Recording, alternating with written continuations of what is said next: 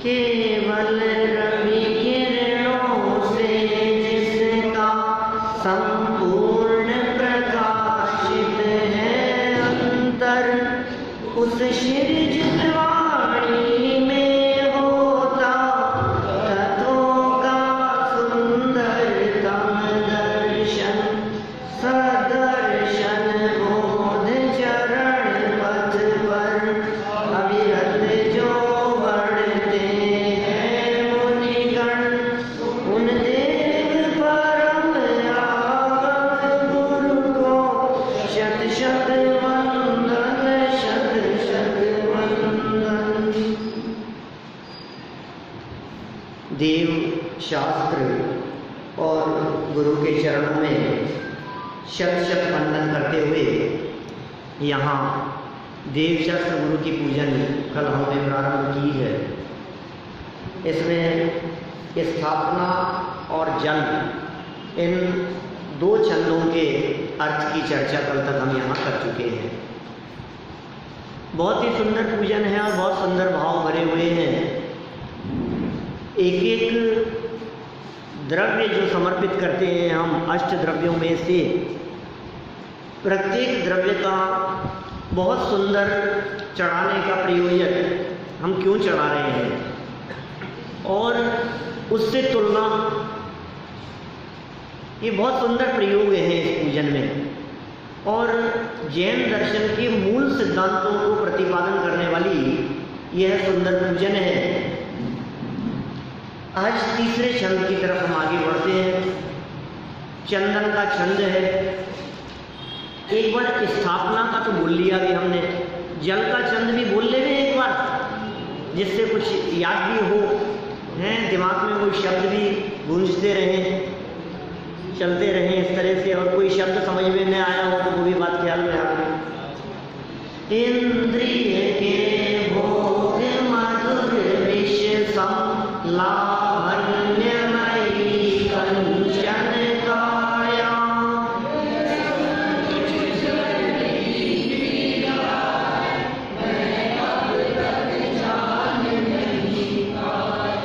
मैं भूल स्वयं के वैभव को पर ममता में अटकाया हूँ।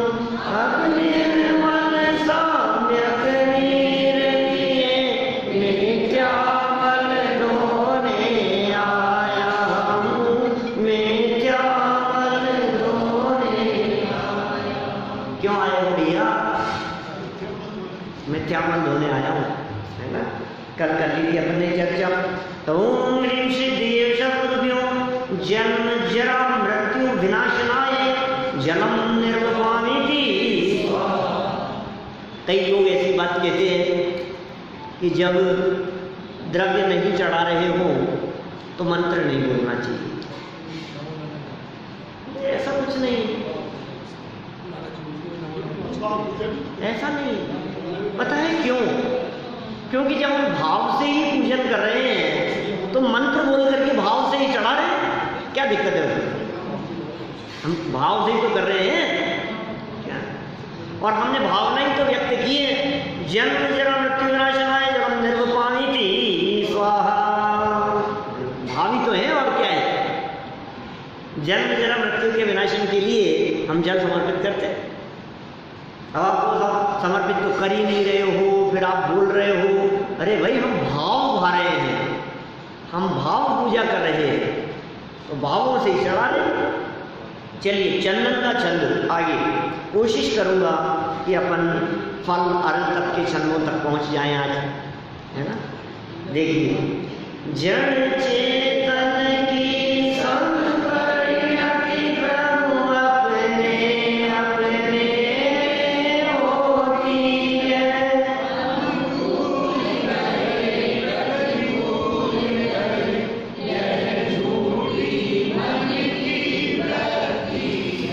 प्रतिकूल संयोगों में क्रोधित होकर संसार बढ़ाया है।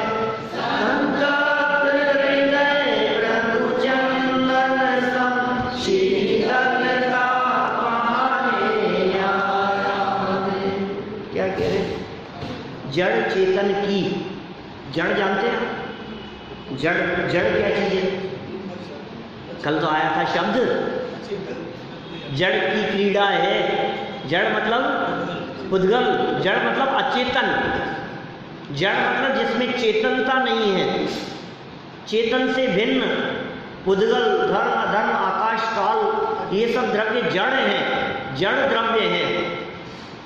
और मैं कहता हूं मैं चेतन।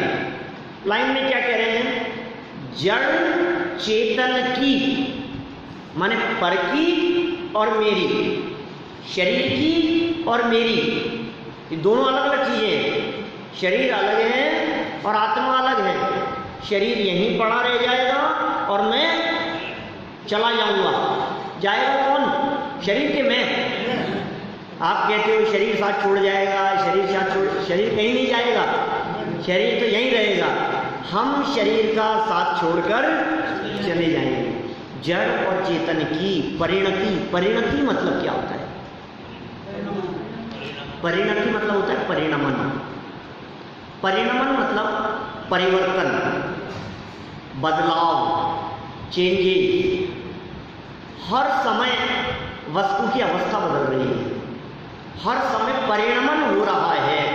परिणमन हो रहा है मतलब परिवर्तन हो रहा है प्रति समय। किसमें परिवर्तन हो रहा है? जड़ में भी और चेतन में भी। ठीक है? जड़ चेतन की सपरिणति, जो भी परिणति है, जो भी परिणमन है, किसमें हो रहा है? अपने अपने में। जड़ का परिणमन जड़ में, चेतन का परिणमन चेतन में। सब अपने अपने हिसाब से बदल रहे हैं। जड़ चेतन की सब परिणति, क्या प्रभु कहाँ हो रही है? अपने अपने में। क्या जड़ और चेतन की जितनी भी परिणति है, जो परिवर्तन है, जो परिणमन है, सब अपने अपने में होता है। किसी का किसी में कुछ हस्तक्षेप नहीं है। मैं जड़ में नहीं घुस सकता, जड़ मुझ में नहीं आ सकता। जैसे खंबा है, इस पिलर का परिणमन कहाँ हो रहा है? बोले इसी में हो रहा है। इसका परिवर्तन इसमें नहीं है, इसका परिवर्तन इसमें नहीं है, इसका परिवर्तन इसमें नहीं है। हर वस्तु का परिवर्तन अपना अपना है। कितनी सिंपल सी बात है। मैं कह रहा हूं मिश्री की मिठास और आम की मिठास एक दूसरे में नहीं है। मिश्री की मिठास मिश्री में, आम की मिठास आम में, नमक का खारापन नमक में और नींबू की खटास नींबू में, एक दूसरे में नहीं है ना। इतना ही नहीं, सुनो, बात तो इतनी बारीक है कि नमक के प्रत्येक कण का खारापन भी अपने अपने में है। एक कण का खारापन दूसरे कण में नहीं है और उसका खारापन उसमें नहीं है, और सब अपने अपने हिसाब से बदल रहे हैं। हर वस्तु परिणमनशील है। फिर भी जब परिणमन अपने अपने में हो रहा है, जब परिवर्तन अपनी अपनी योग्यता से हो रहा है, प्रत्येक वस्तु में हो रहा है उसका बदलाव, तो ये अज्ञानी जीव क्या करता है? उसमें कुछ परिवर्तन को तो अच्छा कहता है और कुछ परिवर्तन को बुरा कहता है। ये जो परिवर्तन हो रहा है, इस परिवर्तन से अच्छे दिन आए क्या?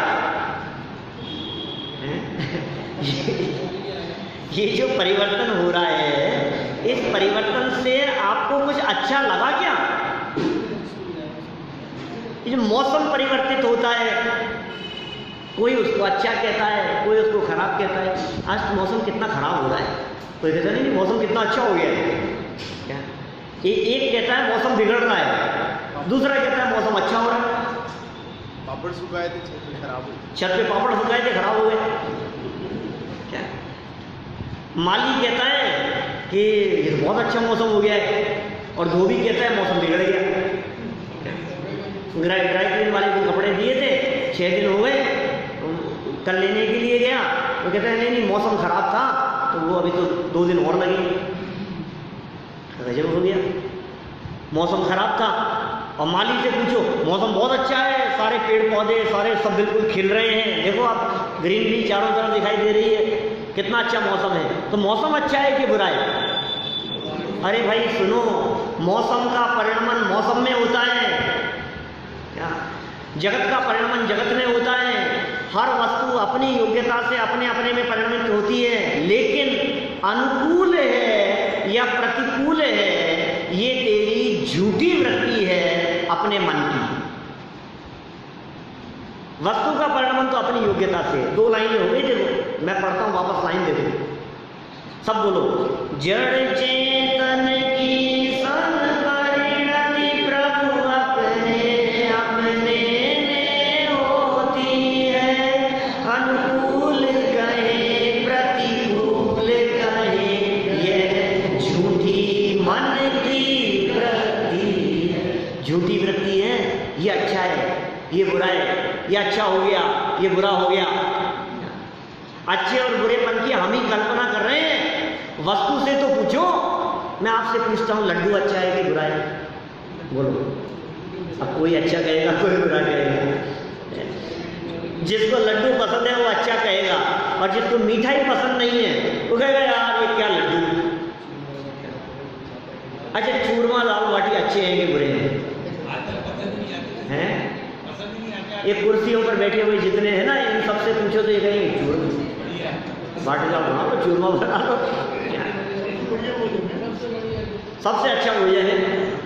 और युवाओं से पूछो तो वो कहेंगे इडली सांभर बना लो, डोसे बना लो, बोलो। अब उनको वो पसंद नहीं आता, तो अब चूरमे से पूछो क्यों भैया तू ही बता दे, हम आपस में झगड़ रहे तू ही बता दे अच्छा है कि बुरा है। तो कहता है भैया मेरा तो परिणमन अपनी योग्यता से हो रहा है, अच्छे और बुरेपन की कल्पना ये तुम्हारी खोटी कल्पनाएं हैं, मन की भ्रांति है। जगत का कोई भी पदार्थ अच्छा नहीं होता, जगत का कोई भी पदार्थ बुरा नहीं होता। वस्तु अच्छी और बुरी नहीं है, अच्छे और बुरेपन की हमारी कल्पनाएं हैं, झूठी कल्पनाएं। वो कल्पना भी कैसी है? मन की वृत्ति, मन की प्रवृत्ति, ये झूठी मन की प्रवृत्ति है हमारी। अच्छा फिर होता क्या है? इस प्रवृत्ति से क्या होता है? जब हम वस्तु के परिणमन को प्रतिकूल समझते हैं तो फिर क्रोधित हो जाते हैं, गुस्सा आता है हमारे को, ये ऐसा क्यों हो गया, ये ऐसा किसने कर दिया, ये ऐसा नहीं होना चाहिए था, ये ऐसा कर लेते तो अच्छा रहता। अरे वस्तु का परिणमन है, उसमें किसी की चलती नहीं है, वस्तु स्वरूप में किसी की नहीं चलती। तेरे गुस्सा होने से क्या होगा, तेरे नाराज होने से क्या होगा, ये चश्मा किसने तोड़ दिया, ये मोबाइल किसने बिगाड़ दिया, ये लैपटॉप किसने खराब कर दिया है, ये किसने कर दिया, ये कैसे हो गया, ये निशान किसने लगा दिया, इसको किसने बिगाड़, कौन करे। पर पदार्थों में तेरी चलती नहीं है, इसलिए हर वस्तु के परिणमन को स्वतंत्र जानेगा तो क्रोध उत्पन्न नहीं होगा। आगे की 2 लाइनें देखो। मन की वृत्ति में कर्तव्य भाव विकल्प भाव। हाँ ये मन की वृत्ति झूठी है, ये सब झूठी कल्पनाएं करता रहता है अपनी खोटी कल्पनाओं से। ऐसा नहीं ऐसा हो जाता, ऐसा नहीं ऐसा हो जाता, ऐसा कर लेना चाहिए था, ये हो जाता तो ठीक रहता, उनको ऐसा बोलना चाहिए था, उन्होंने ऐसा कहा ही क्यों, क्या वो ऐसा क्यों बोले, इन्होंने ऐसा क्यों, और उन्होंने कह दिया था तो इनको जवाब नहीं देना चाहिए था, इनको वहां जाना ही नहीं चाहिए था। इससे हर परमाणु में क्षेत्र से क्षेत्रांतर होने की योग्यता है। कौन किसको लाता है बताओ मेरे को। हमें तो ऐसा लगता है कि हम इनको लाए, इनको बुलाया, इनको रोका, इनका ऐसा किया, लेकिन भाई ये स्वतंत्र परिणमन, ये वस्तु की स्वाधीनता की व्यवस्था ये जगत के जीवों को समझ में नहीं आती है, और उस परिणमन को देख देख करके रागी द्वेषी होता रहता है। देखो 2 लाइनें आगे की। प्रतिकूल संयोगों में क्रोधित होकर संसार बढ़ाया है।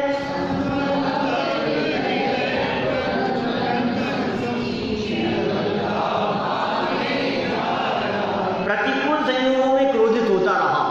भगवान के सामने खड़े हैं, हाथ में चंदन है, चंदन समर्पित करना है, और भगवान के सामने कह रहे हैं हे प्रभु जगत का परिणमन तो अपनी योग्यता से होता है, जड़ हो या चेतन हो सबका परिणमन स्वतंत्र है, लेकिन फिर भी उस सहज परिणमनशील वस्तुओं में जब मेरी इच्छा के प्रतिकूल कोई बात होती है तो मैं बिगड़ जाता हूँ, अंदर से आग बबूला हो जाता हूँ, क्रोधित हो जाता हूँ।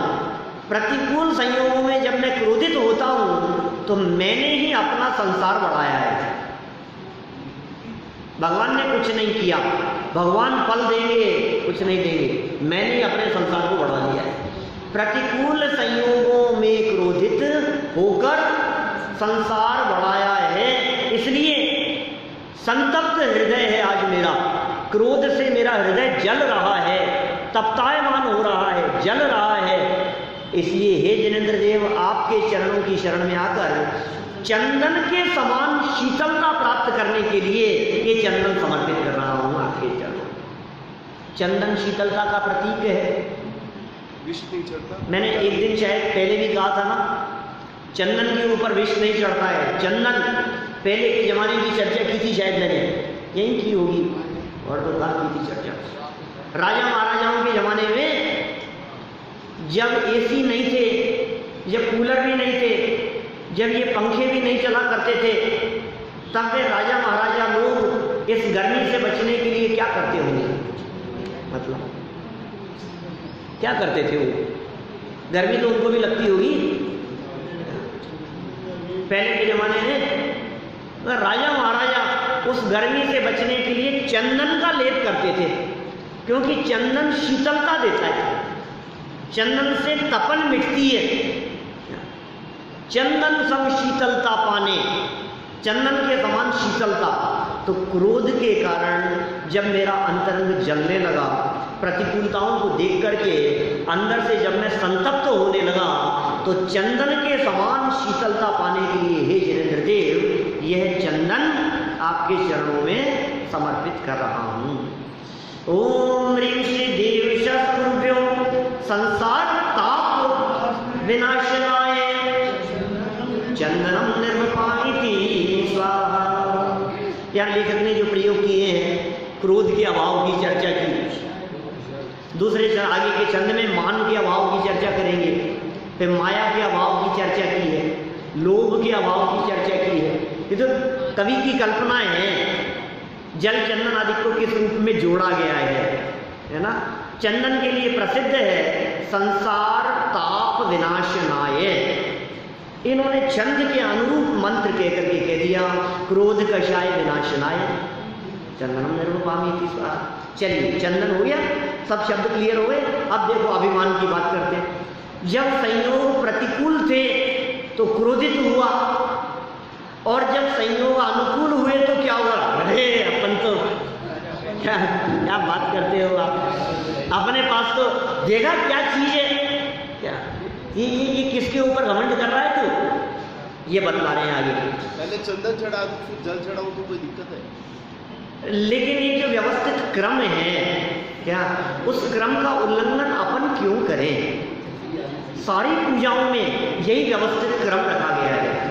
देखो, और यदि अपन इसकी चर्चा करें, सबसे पहले जन्म जरा मृत्यु का नाश, जन्म मरण का अभाव मिथ्यात्व के नाश पूर्वक होता है। मिथ्यात्व सबसे बड़ा मल है, सबसे पहले वो धुलना चाहिए। जब वो मल धुले तो उसके प्रतीक स्वरूप पहले जल चढ़ाया, फिर कहा अभी मिथ्यात्व नष्ट होने पर भी कषाय मौजूद है, क्रोध मान माया लोभ आदि। तो मिथ्यात्व को नष्ट करने के लिए जल हो गया, और क्रोधादिक कषायों को नष्ट वो बाद में होती है। माने पहले गुणस्थान से चौथे गुणस्थान की प्राप्ति जल समर्पण की भावना से। फिर अब ये चंदन शीतलता का प्रतीक है, तो अभी भी क्रोधादिक कषाय मिट जाए, इसलिए सेकंड नंबर चंदन का हो गया। गुणस्थान चौथे से पांचवा हो गया, छठे सातवें में आ गए। क्या चंदन शीतलता हो गई ना? अब छठे सातवें गुणस्थान में आ गए, तो फिर कह रहे हैं अब अक्षय पद दिखने लगा। क्या अब मुनि भूमिका हो गई ना, तब अक्षय पद दिखने लगा, तो इसलिए अक्षय तीसरे नंबर पर आ गया। फिर कहा अब जब अक्षय पद दिख रहा है तो विषय वासनाएं कैसे हावी हो सकती है? क्या तो अब पुष्प की तमन्ना नहीं रही। क्या वो काम का प्रतीक है पुष्प, है ना? तो फिर आगे पुष्प की चर्चा हो गई। अब जब पुष्प की चर्चा हो गई, मुनि भूमिका हो गई, अक्षय पद दिखने लगा, अपने स्वरूप में ही आनंद आने लगा, तो जगत का जो जड़ भोजन है ना, इस भोजन का रस टूट गया और आत्मा का ही रस चख दिया। तो वो नैवेद्य की बात हो गई। फिर नैवेद्य के बाद में अभी मुनि भूमिका में आगे बढ़ते जा रहे हैं। अब क्या हुआ, जब मुनि भूमिका में छठे सातवें गुणस्थान से ऊपर चढ़ते हुए जब श्रेणी चढ़ते हैं क्या, तो 10वें गुणस्थान के अंत में जाकर के मोह नष्ट हो जाता है क्या। तो फिर मोहांधकार विनाशनाय दीपम की बात हो गई क्या, मोह नष्ट हो गया, दीप हो गया। अब दीप से जब आगे बढ़ते हैं, मोह अंधकार जब नष्ट हो गया, तो फिर जब और ऊपर चले तो अब तो कर्मों की ज्वालाएं धू धू जलने लग गई। अष्ट कर्म नष्ट होने का काल आ गया अब तो क्या, अनंत अवस्था की प्राप्ति हो गई। अष्ट कर्म दहनाए धूपम।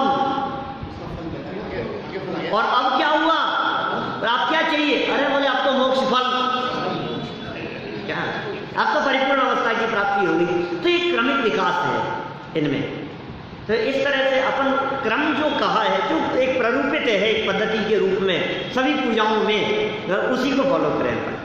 ऐसे गुणस्थान से ऐसे कभी समझ के नहीं। तो और भी बहुत तरह से बातें हो सकती है, तो जो जैसी हो जाए। तो देखो अपनी कहाँ बात चल रही है, जल चंदन हो गया, अब अक्षत पर आ जाओ। अक्षत में क्या भावना भारे, उज्ज्वल हूँ कुंद धवल हूँ प्रभु पर से लगाऊं किंचित भी,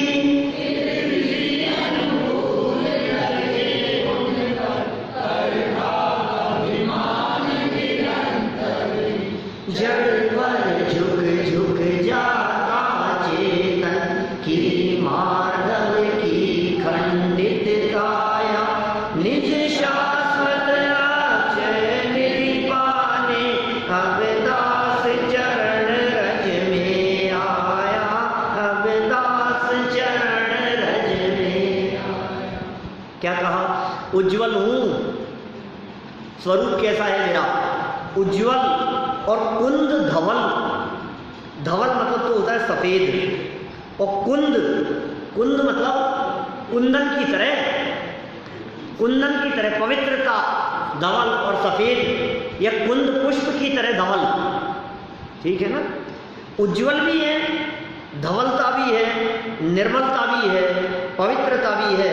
किसमें, मुझ में, मेरे आत्म स्वभाव में, मेरे आत्मा में। और पर से ना लगा हूं किंचित भी। जिस तरह से ये कुंदन की बात समझ लो, गोल्ड की बात समझ लो, वो गोल्ड यदि वर्षों तक भी कीचड़ में रखा रहे, 5 साल से वो गोल्ड कीचड़ में पड़ा था, बराबर। अच्छा, अब वो निकला, तो हम आपसे पूछ रहे हैं, अब वो गोल्ड कितना गंदा हो गया होगा, पानी से धोने पर अब उसमें कितनी गंदगी है, कुछ भी गंदगी नहीं।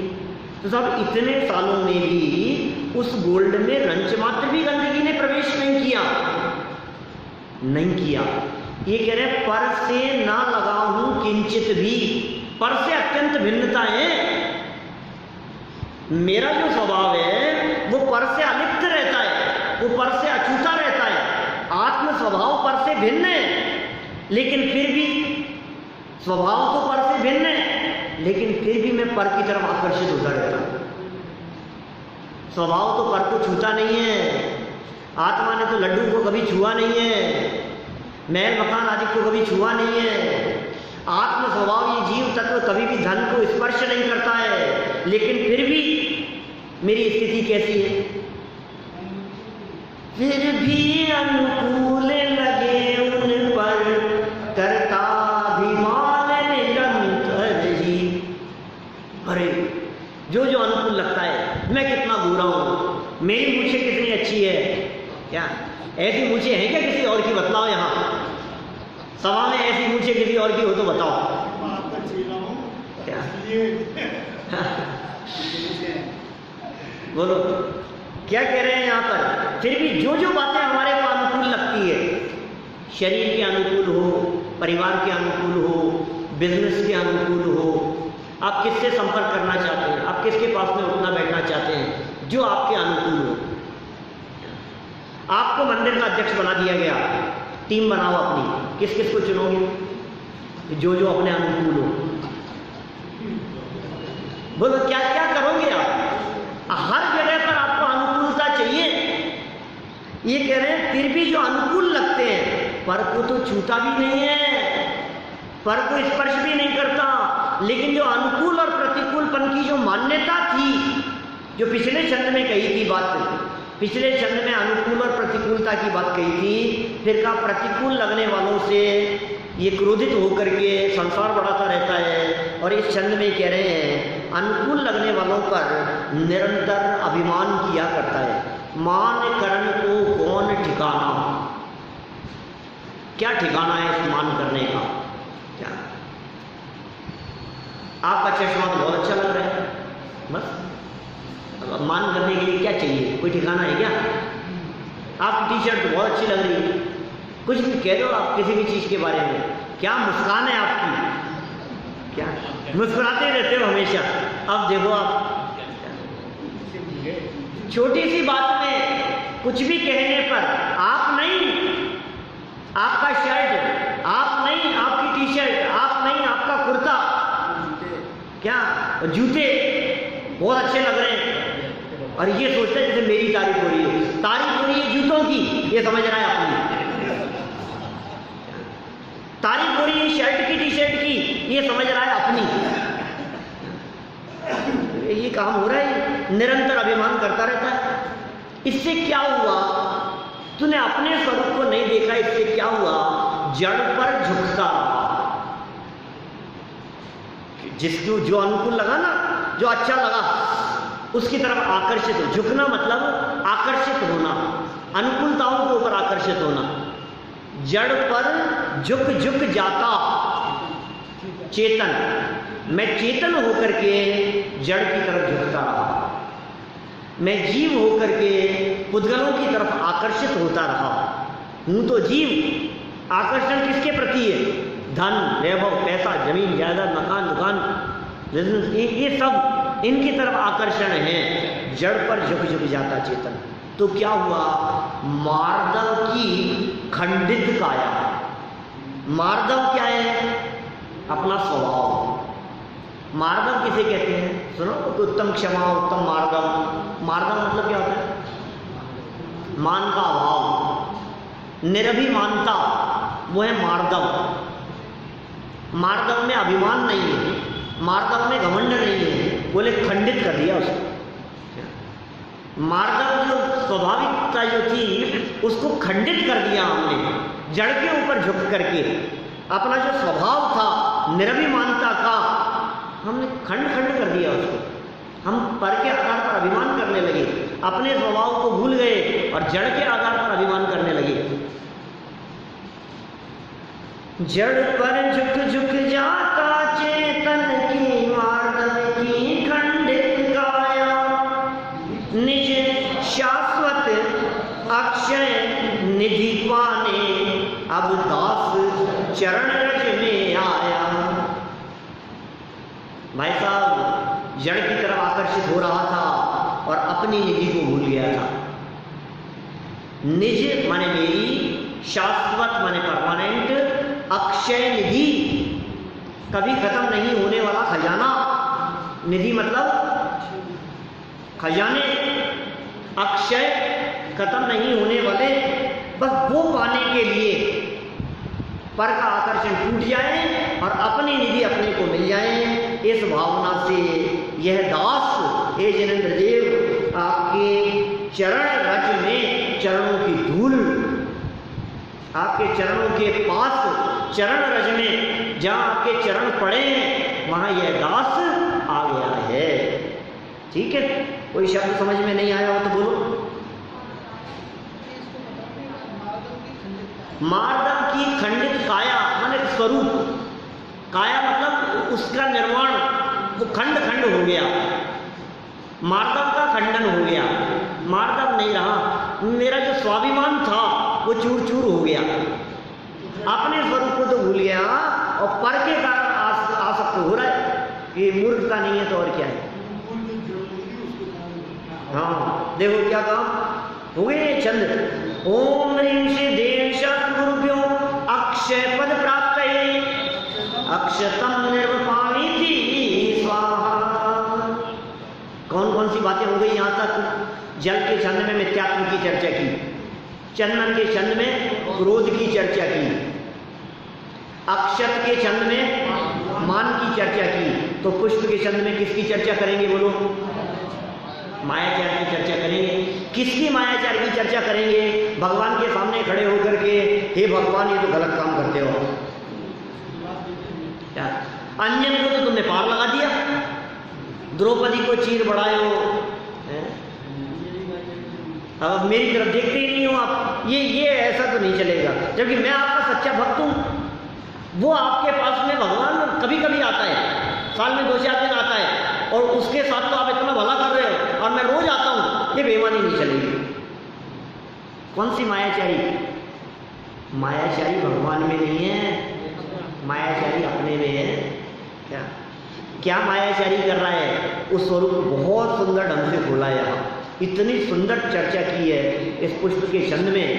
मैं तो जब भी ये छंद बोलता हूँ मेरा मन प्रफुल्लित हो जाता है, पुष्प की तरह। कितनी सुंदर बात है, देखो पढ़ते हैं हम।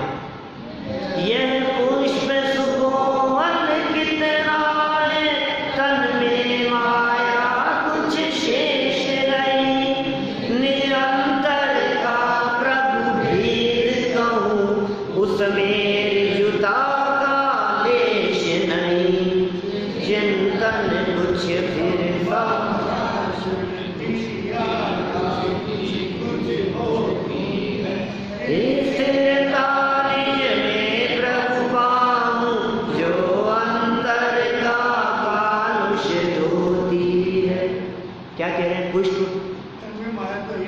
सुकोमल कितना है?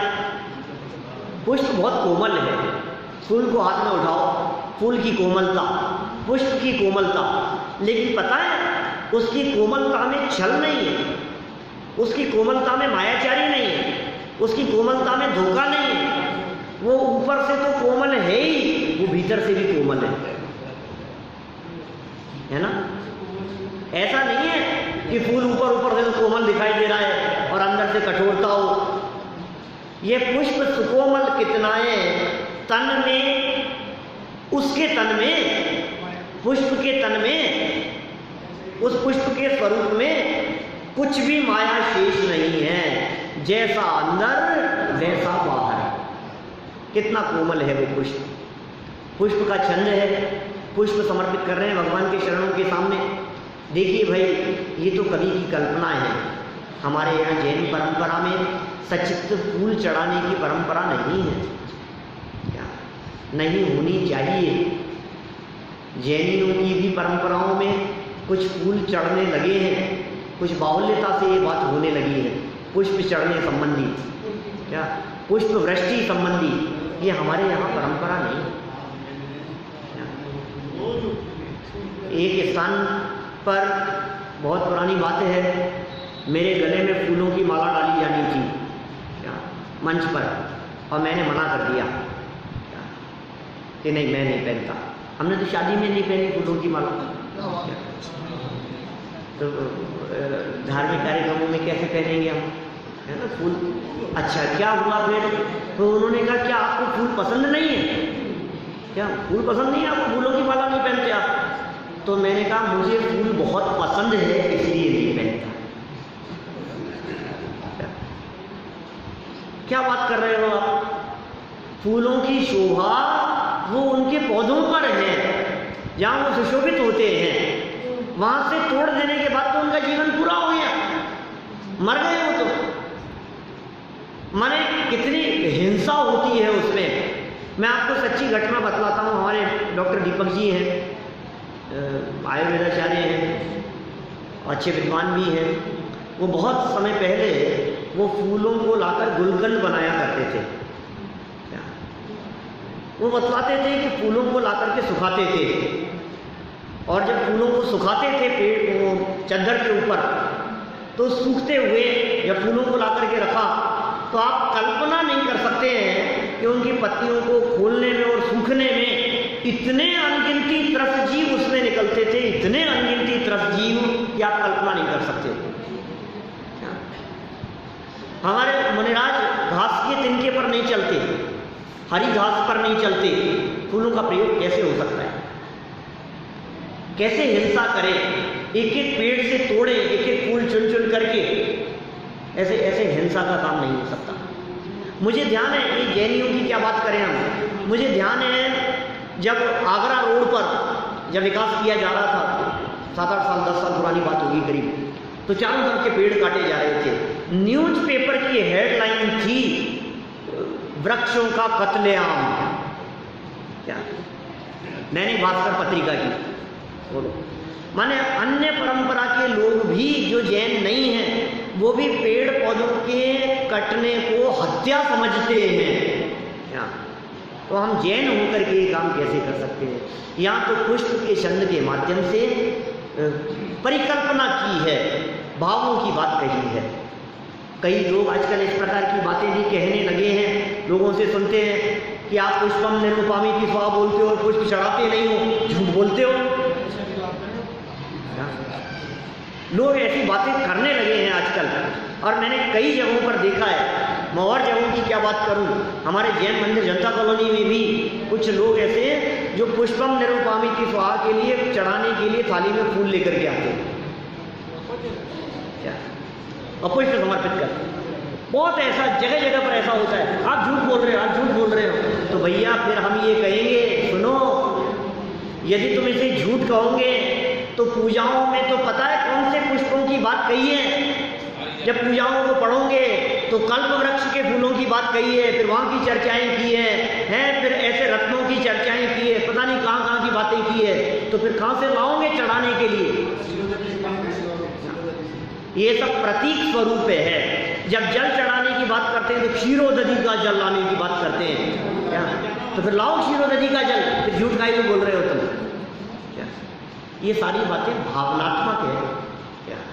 इनमें वस्तु से संबंध नहीं है, भावना से संबंध रखने वाली चीजें हैं ये। और हम भावना भा रहे हैं, पुष्प की अच्छाई को देखकर अपनी अच्छाई, अपने में पुष्प जैसी अच्छाई प्रकट हो जाए, इस तरह की बहुत सुंदर तुलना यहाँ की है।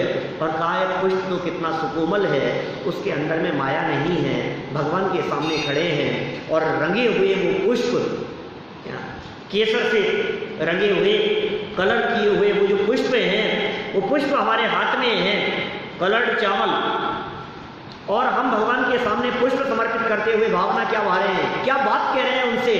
पुष्प तो कोमल था। निज अंतर का प्रभु भेद कहूं, उसमें रिजुता का लेश नहीं।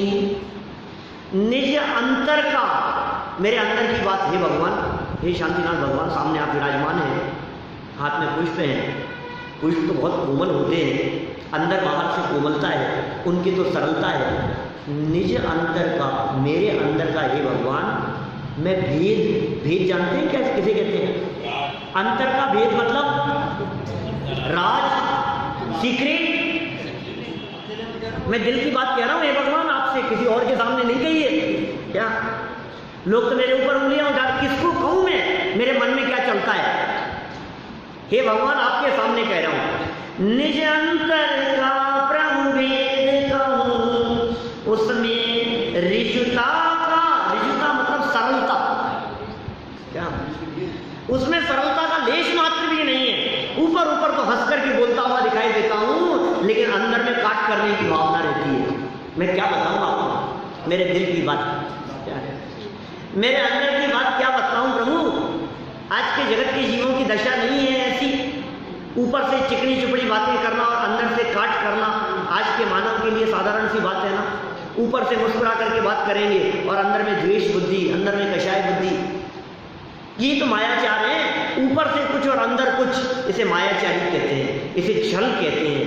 निज अंतर का प्रभु भेद कहूं, उसमें रिजुता का रिजुता नहीं है, उसमें सरलता नहीं है, उसमें कोमलता नहीं है। हे भगवान मैं क्या कहूं आपसे? करते क्या हो कि बतला दूं अंदर की बात, सच सच बता दूं? चिंतन कुछ, संभाषण कुछ के, या कुछ की कुछ होती है।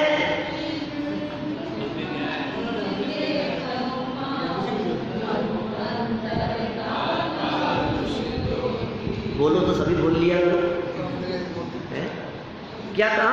चिंतन कुछ, चिंतन में तो कुछ चलता है, सोचता तो कुछ हूं, संभाषण कुछ, बोलता कुछ हूं, सोच क्या रहा हूं और बोल क्या रहा हूं?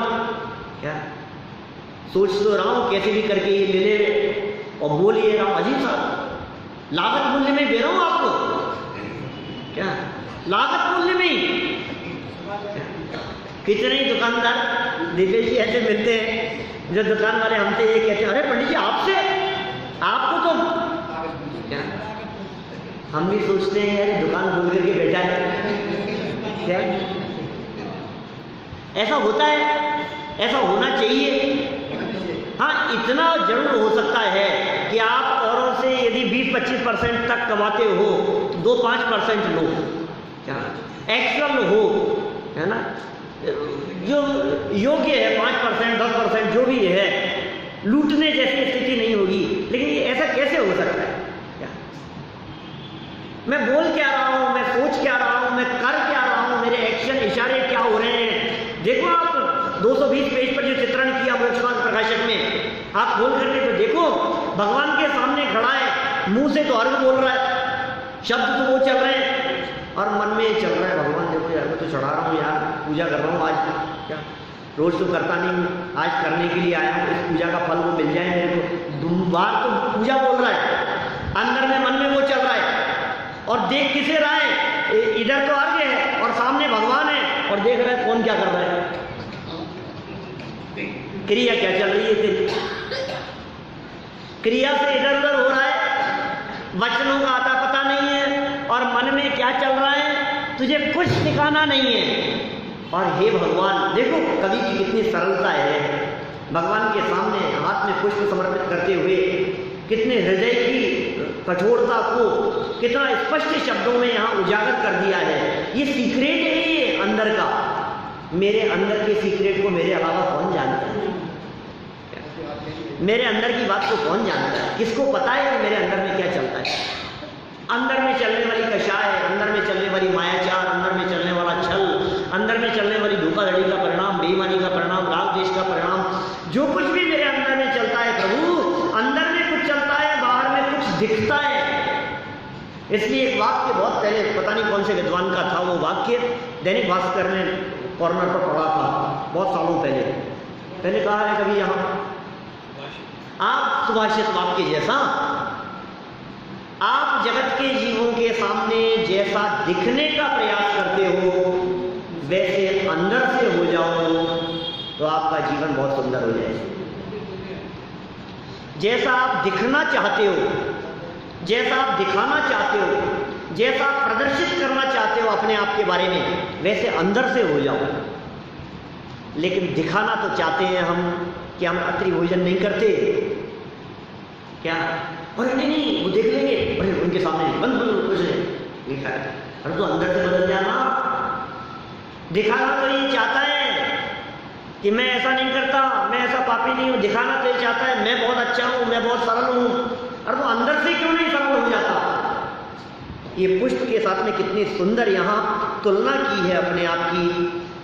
बोल लेने एक बार चंद, ये पुष्प सुकोमल कितना है, तन में माया कुछ शेष नहीं, निरंतर का प्रभु भेद कहूँ, उसमें रिजता का लेश नहीं, चिंतन कुछ, संभाषण कुछ, क्रिया कुछ की कुछ होती है, स्थिरता निज में प्रभु पाऊं, जो अंतर का कालुष धोती है। क्या कह रहे हैं यहाँ? संभाषण मतलब क्या होता है? बोलना। चिंतन मतलब सोचना, मन की बात कह दी, संभाषण बोलने की बात कह दी और क्रिया देह की बात कह दी। माने तीनों की विरूपता, मन में, वचन में और काय से अलग अलग। अब क्या कर रहे हैं यहाँ? स्थिरता निज में प्रभु पाऊं। अब मेरी भावना है हे जिनेंद्र देव कि ये विरूपता नहीं रहे, अपने में ही स्थिर हो जाऊं, ये चंचलता नहीं रहे, अपने में ही स्थिर हो जाऊं और जो स्थिरता अपने में स्थिर होने के माध्यम से अंतर में मौजूद जो कलुषता है, क्या जो अंतर का विकार है, जो अंदर की विकृति है, वो सब धुल जाएगी। अपने में स्थिर होकर निश्चित रूप से हमारी वो विकृति सदा सदा के लिए धुल जाएगी। वास्तव में ये जो पुष्प है, ये पुष्प, इसके लिए जो मंत्र बोलते हैं, कामवान विध्वंसनाय पुष्पम, ये काम का प्रतीक माना जाता है। पुष्प क्या, ये पुष्प प्रपोज करने का प्रतीक माना जाता है, ये पुष्प आकर्षण का प्रतीक माना जाता है, ये पुष्प किसी व्यक्ति को सम्मोहित करने का प्रतीक माना जाता है, विकार का प्रतीक है। कामदेव के 5 बाण कहें क्या, उसमें कोयल की आवाज की चर्चा भी की है और चंद्रमा की चांदनी की चर्चा भी की है, ठीक है ना, और पुष्प की भी चर्चा की है। तो ये बाण है उसके काम, तो ये नष्ट हो जाए, माने हृदय की कलुषता, काम भाव नष्ट हो जाए, इस भावना से यहाँ हम पुष्प समर्पित कर रहे हैं। ओम ह्रीं श्री देव शास्त्र गुरुभ्यो कामवाण विध्वंसनाय पुष्पम निर्वपामीति स्वाहा। तो इस तरह अपन ने यहाँ चंदन, अक्षत और पुष्प, इन 3 छंदों की यहाँ चर्चा की है। भावना तो थी कि ज़्यादा हो सके, कोई बात नहीं, कल होंगे, ठीक है ना। तो अभी की चर्चा को यहीं हम विराम देते हैं। इन छंदों को बोलना, इस पूजन को करना बड़ा आनंद आएगा। भाव अर्थ समझते हुए आप इसको करेंगे तो निश्चित रूप से लाभान्वित होंगे। हम सभी के जीवन में ये जल, चंदन और अक्षत पुष्प के समान परिणति बदल जाए, इस भावना से बात को विराम देते हैं।